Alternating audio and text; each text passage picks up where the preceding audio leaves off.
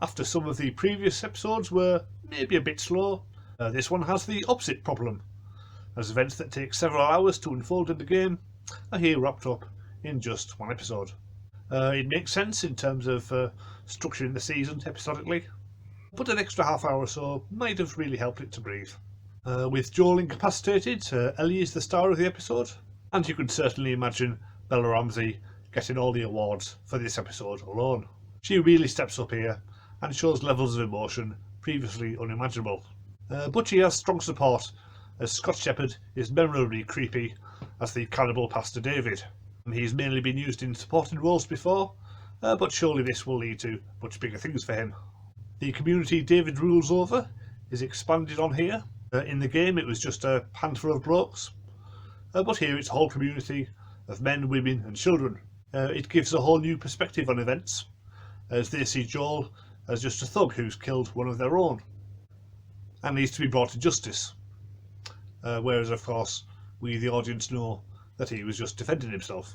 This is the sort of moral complexity that you see more of in part 2 of the game, so it's interesting to see it being introduced here. What makes the episode so effective is the slow reveal of exactly what David is capable of. At the start he seems like he could be a decent person, just out to protect his community, and his initial interactions with Ellie suggest he might not be too bad. It's only during the scene where Ellie is imprisoned that we come to realise that he's both a cannibal and a paedophile. Just one of them would have been bad enough, but both together is seriously bad news. It's harrowing to watch, but played beautifully by all involved.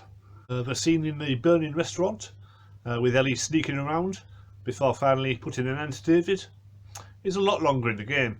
It's basically a boss fight, to be honest, so it does take a while to dispose of him.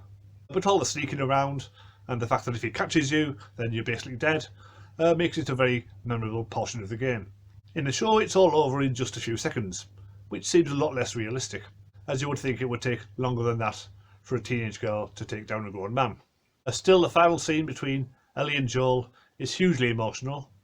They've both killed several people now, and they're both left to come to terms with the consequences of their actions, but at least they still have each other. Next week is the final episode. I'm not sure how they're going to get through the rest of the game, there's still quite a lot left, but I'm sure it will be just as harrowing to watch as it was to play through. See you then.